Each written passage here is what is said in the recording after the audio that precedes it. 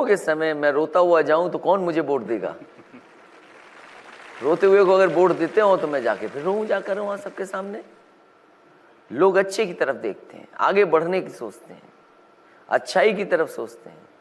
तो कम से कम हमें कोई तकलीफ हो, परेशानी हो, हम तो नहीं अपना चेहरा लटकाना चाहते या दुखी होकर के उनके सामने जाना चाहते हैं। इतना झगड़ा, इतनी तकलीफ, इतनी टेंशन, ये क्यों नहीं चेहरे पर दिखाई देती? ये अब आदत सी पड़ गई है, समझ लो बात। और इतना कुछ देख लिया है कि अब कुछ देखने को बाकी भी नहीं है। गालिब ने कहा था कि दर्द का हद से गुजरना है दवा हो जाना। ठीक बात कह रहे हैं आप। लेकिन मायावती जी ये बार बार पूछ रही कि जो अपने पिता का न हुआ वो यूपी की जनता का क्या होगा? देखिए, मैं किसी पे व्यक्तिगत आरोप नहीं लगाना चाहता हूँ, क्योंकि अगर मैंने किसी नेता पे लगा दिए तो उस नेता को बड़ा दुख होगा। इसलिए मुझे अपनी सीमा में और जैसा मैं हूँ वैसा ही बना रहने दो मुझे। उन्होंने तो जो मुस्लिम मतदाता हैं उनसे बड़ी साफ साफ अपील की है कि अखिलेश को वोट मत देना, क्योंकि इनके घर में झगड़ा है, एक दूसरे को हराने में लगे हुए हैं, मैं ही आपका भला कर सकती हूँ। अरे झगड़ा हमारे यहाँ है, तुम्हें क्या लेना देना? अच्छा, तुम्हें कोई समर्थन नहीं दे रहा और आप अब झगड़े पे वोट लेना चाहते हो, तो सोच लो सरकार किसकी बनने जा रही है इसका मतलब। देखिए, उन्होंने तो ऐसे काम किए, कौमी एकता दल जिसको आपने रिजेक्ट कर दिया था, जिसका विलय आपने नहीं होने दिया था, वो अब उनके साथ चले गए, मुख्तार अंसारी, उनका पूरा परिवार। और देखिए, आरोप लगाना आसान है, आप किसी के बारे में बुराई करना आसान है। मैंने केवल इतना कहा कि जो उत्तर प्रदेश में काम हुआ है, मैं चाहता हूं कि एक्सप्रेस वे पे बहस हो, लोग मुझसे पूछें कि एक्सप्रेस वे से लाभ क्या होगा, मुझसे पूछें कि भाई ये शहर में जो ट्रैफिक है इसका स्थायी इंतज़ाम क्या हो सकता है, ये जो कूड़ा शहरों में है इसका स्थायी इंतज़ाम क्या हो सकता है। इसी तरह अगर गाँव का विकास, अर्थव्यवस्था कैसे बेहतर हो, गाँव का सामान, किसान का सामान मंडियों तक कैसे पहुँचे, दूध का उत्पादन कैसे पहुँचे, मैं चाहता हूँ इसमें बहस करें। नहीं, वो दूसरी चीज़ पर बहस करना चाहती है। वो बहस करना चाहती हैं कि आप ये बताइए कि मुजफ्फरनगर में दंगे हुए, 62 लोग मारे गए, आपने कार्रवाई क्यों नहीं की? मुजफ्फरनगर में जो कुछ हुआ उसका मैं पहले भी जवाब दे चुका हूँ। दुख हुआ, अफसोस है कि ऐसी घटना हो गई। आखिरकार कौन लोग थे जिन्होंने किया? ऐसे लोग जो आज भी माहौल खराब करना चाहते हैं। मैं पूछता हूँ, बहुजन समाज पार्टी के लोग उस समय कहाँ थे जिस समय मुजफ्फरनगर का दंगा हो रहा था? क्या उनके लोगों की काम करने का तरीका था? उनके भी तो नेतृत्व था, आखिरकार वो क्या कर रहा था वहाँ पे? कल ही उन्होंने कहा कि मेरे राज में, मायावती जी के राज में एक भी दंगा नहीं हुआ, अखिलेश यादव के राज में 5 साल में 500 दंगे हुए। भाई वो अपनी बात क्यों कहेंगे खराब बात? ये तो आंकड़े आपको वहाँ से मंगाने चाहिए कि आखिरकार किसके में दंगे कितने हुए हैं। पूरे उत्तर प्रदेश में नहीं छिपा है कि दंगे उनकी सरकार में भी हुए हैं। देखिए, कुछ आंकड़े आपके राज के मेरे पास में हैं। 2012 में 227 दंगे, 2013 में 247, 2014 में 242, 2015 में 219 और 2016 के आंकड़े भी आने बाकी हैं। मैं ये कहता हूँ कि दूसरी पार्टियों की ये तुलना नहीं है कि मेरे में दंगा कम हुए, उसके में ज़्यादा दंगे हुए। ये जो घटनाएं हुई हैं उस पर कार्रवाई की। आखिरकार कौन लोग थे जो दंगा कराना चाहते थे? सवाल ये है सबसे बड़ा, ये आखिरकार दंगे कराने वाले कौन हैं? आप उनका नाम क्यों नहीं लेते हैं?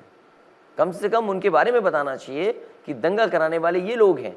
थाने में बैठ करके घटनाओं का जानना, गायों को रोकना और तमाम ऐसे काम करना, आखिरकार कौन लोग थे जो दंगा कराना चाहते थे? लेकिन आपकी सरकार थी, आपकी जिम्मेदारी थी उन दंगों को हमने रोकने जिम्मेदारी निभाई और जितनी कड़ी कार्रवाई कर सकते थे, जितना रोकने के लिए कर सकते थे, वो सब कुछ किया है। देखिए, सिर्फ वो नहीं, आपकी पार्टी के लोग, पुराने नेता अंबिका चौधरी, नारद राय, ये लोग बहुजन समाज पार्टी में चले गए आजकल। ये भी कह रहे हैं कि जिन नेताओं के आपने नाम लिए ये बहुत बड़े नेता नहीं है, पहले तो बात। और मैं तो इन नेताओं से और आपके माध्यम से कहना चाहता हूँ, अगर कोई रहा बचा हो उसको भी ले जाओ आप। अगर कोई छूट गया हो गलती से तो हम कहते हैं कि तुम उन्हें भी बुला लो। चलिए, एक बात मैं साफ साफ पूछ लेता हूँ। उत्तर प्रदेश में समाजवादी पार्टी की, मुलायम सिंह जी की बड़ी ताकत ये रही कि यहाँ का जो मुस्लिम समुदाय है उसने हमेशा मदद की है आपकी पार्टी की, आपको मुख्यमंत्री बनाने में। आज क्या ऐसे हालात हैं कि मायावती जी की पार्टी ने 99 टिकट दी हैं, सबसे ज़्यादा, तो फिर ये वोट बदलेंगे? 2012 में आप हर दल के मुस्लिम प्रत्याशी निकाल लीजिए, Samajwadi party, Congress, Bahujan Samaj party, piece party या अन्य निर्दलीय, आप पाएंगे कि 2012 में सबसे ज़्यादा मुस्लिम प्रत्याशी थे। तो ये स्वाभाविक है, आबादी उनकी इतनी है, स्वाभाविक उन्हें टिकट मिलेगा इतना, ये तो अच्छी बात है। और जीतने वालों की संख्या किसके साथ ज़्यादा है, ये भी आपको आंकड़े निकालने चाहिए। हम समाजवादी लोग उनके बीच में काम करते हैं, उनको कैसे और आगे बढ़ाया जाए, उस समाज को, मुस्लिम समाज को, अल्पसंख्यक को, वो समाजवादी पार्टी काम करती है। उनकी नीयत केवल बहुजन समाज पार्टी की, अन्य दलों की है, केवल लाभ लेना, लेकिन उनके लिए कुछ नहीं करना। हम तो कहते हैं उन्होंने कोई काम किया हो तो बता दें हमें। हमने कम से कम उत्तर प्रदेश की जितनी लाभकारी योजनाएं थीं उसमें आबादी के हिसाब से उन्हें हक देने का काम किया है। उनकी उतने आबादी के हिसाब से 20% उनको मदद करने का काम प्रदेश की तमाम योजनाओं में किया है। लेकिन अब तो वो कह रही हैं कि अखिलेश यादव को वोट दोगे तो तुम्हारा वोट वेस्ट हो जाएगा। अब वेस्ट कैसे हो जाएगा? उन्हें पता है कि सरकार बनने जा रही है। कौन नहीं जानता सरकार बनने नहीं जा रही? कौन नहीं जानता?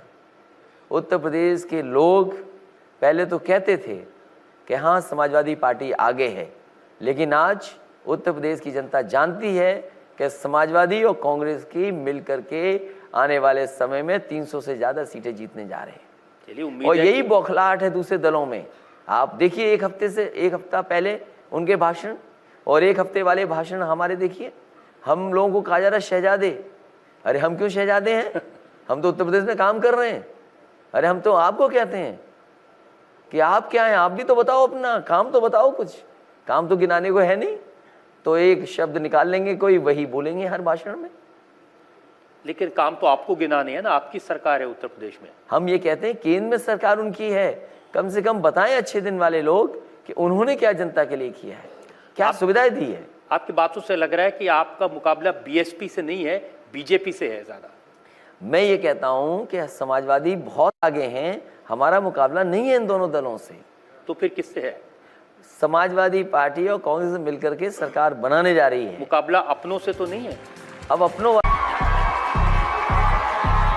लोग ये भी कहते हैं कि अब ये जो मायावती हैं ये पहले वाली मायावती नहीं, अब ये बदल गई हैं। अब मायावती जी का हेयर स्टाइल भी बदल गया है, मायावती का फैशन भी बदल गया है, मायावती जी का लुक भी बदल गया है। जो अपर कास्ट के लोग हैं, तो जो उनकी मनुवादी मानसिकता थी उसको मैंने बदल दिया। जो मैंने देश और सर्व समाज के हित में बड़ा काम मनुवादी, किया है, आप उसकी सराहना करो। मनुवादी मानवता, आप मेरे हेयर स्टाइल, मेरे पहनावे की बात कर रहे हैं। मानवता की आपने बात सिखाने के लिए अपना जन्मदिन ऐसे बनाया जैसे मुगल आजम का सेट लगा हुआ।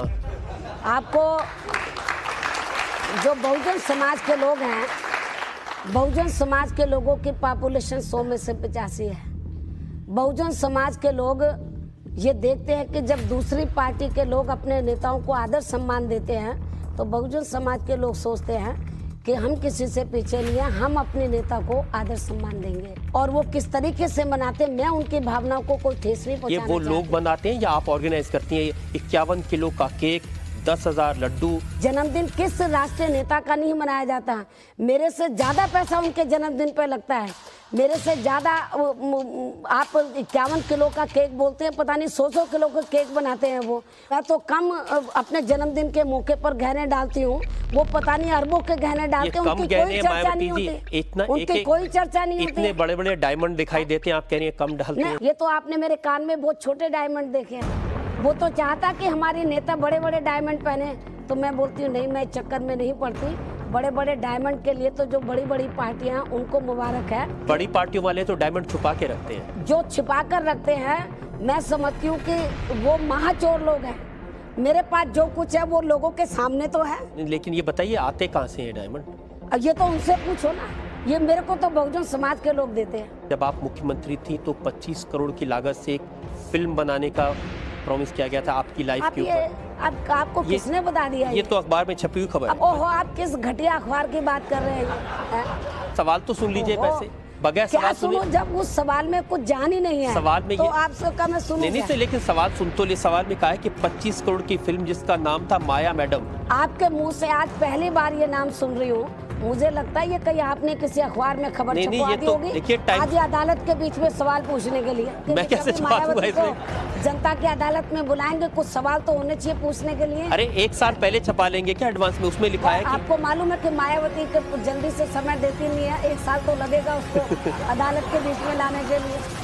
मायावती जी, आपके विरोधी ये आरोप लगाते रहे हैं कि जब आप मुख्यमंत्री थी तब सत्ता का पूरा इस्तेमाल अपने फायदे के लिए किया। व्यक्तिगत लेवल पर मैंने क्या फायदा उठाया, एक भी एग्जाम्पल मेरे सामने रख दो तो मैं पहला एग्जाम्पल आपकी इस बात से सहमत हो पहला जाऊंगी। एग्जाम्पल तो ये है कि जब आप टिकट देती हैं हाँ। बहुजन समाज पार्टी का, तो उस टिकट के लिए पैसा लिया जाता है। किसी ने आकर ये कहा है आपको कि मैंने पैसा लिया? कहा है, ये देखिए। कहने के लिए तो आप पता नहीं कौन कौन सी नहीं, बातें आप अरे कह आपकी देते हैं। पार्टी के नेता हैं, ये राशिद अल्वी का बयान भाई है। जब मैंने इस बार उसका टिकट काट दिया और उसको टिकट नहीं दिया, उसके बाद उसने मेरे ऊपर आरोप लगाया। मायावती अकेली ऐसी नेता है कि जिसने राजनीति में आने के बाद कभी अपने माँ बाप को, कभी अपने भाई बहनों को, रिश्ते नातों को मैंने बढ़ावा नहीं दिया। किसी को ना मैंने एमपी बनाया, ना मैंने किसी को एमएलए बनाया। ये आपकी बात सही है कि परिवार वालों को राज्यसभा नहीं भेजा, एमएलए नहीं बनाया, टिकट नहीं दी, मंत्री नहीं दी बनाया, लेकिन परिवार वालों को प्रॉपर्टी बढ़ी, उनका बैंक अरे बैलेंस आप बढ़ गया। क्या बात कर रहे हैं? परिवार वाले लोगों को मैं अपने से अलग रखती हूँ, मैं बिल्कुल परिवार वालों से बिल्कुल अलग रहती हूँ। वो क्या कर रहे हैं, क्या प्रॉपर्टी बना रहे हैं, वो लोग जाने। सरकारी रिकॉर्ड के बाद बताता हूँ। आपका रिकॉर्ड जो पेपर में छप गया वो सरकारी रिकॉर्ड नहीं, हो ये गया। तो सीबीआई को कोर्ट किया है। भाई सीबीआई ने अभी फाइनल रिपोर्ट किधर सबमिट की है? आप क्यों सीबीआई को बदनाम ये करते बात हो? सही नहीं है कि 1 अप्रैल 1995 से 29 अगस्त 2003 के बीच बहुत सारी प्रॉपर्टी खरीदी गई है। जब तक आप मुझे- अदालत मैं- फैसला नहीं दे दो देती चीज है। मुझे बता देखो, दीजिए। आप- ये जो ये आप एफआईआर बिल्कुल गलत बोल रहे हैं। मार्च 2003 में लखनऊ में ये जो भूखंड- एफआईआर में ये जो प्रॉपर्टी दिखाई गई है, मैं इसके ऊपर कुछ नहीं बोलना चाहती क्योंकि मामला कोर्ट के अंदर है। जनता के बीच में सवाल पूछना ये कोर्ट की अवमानना लेकिन होगी। ये तो अच्छा, सिर्फ इतना बता दीजिए सरदार, इसका सारा जवाब हम लोग अदालत में देंगे। ये भी अदालत है जनता की। नहीं, जनता की नहीं, जो दूसरी अदालत है जहाँ पर ये फैसला होगा। जनता की अदालत अलग होती है। इतना बता दीजिए कि क्योंकि भाई आप क्या बात कर रहे हैं? जब ये मामला कोर्ट में चल रहा है और सीबीआई इन्वेस्टिगेशन कर रही है। अब मायावती जी, अगर मैं देखो आप दूसरा सवाल पूछे, पब्लिक नहीं, तो आप जान- बिल्कुल पब्लिक तो जानना चाहेगी ना कि- पब्लिक तब जानेगी जब इसके ऊपर फाइनल फैसला आ जाएगा। अगर मैंने ऐसे सवाल पूछ लिए तो आप गुस्सा क्यों हो रही है? मैं गुस्सा इसलिए बोल रही हूँ कि आप मेरे से ऐसे सवाल का जवाब पूछ रहे हैं ताकि कोर्ट की अवमानना हो जाए और कल को मैं कोर्ट कचहरी में खड़ी हो जाऊं। आप तो मुझे फंसाना चाहते हैं। अब मैं फंसने वाली नहीं हूँ, मैं आपको खुद फंसा दूंगी। मैं तो सिर्फ ये पूछ रहा हूँ कि इतनी प्रॉपर्टी जो भाई आप इसका सारा जवाब हम कोर्ट में देंगे।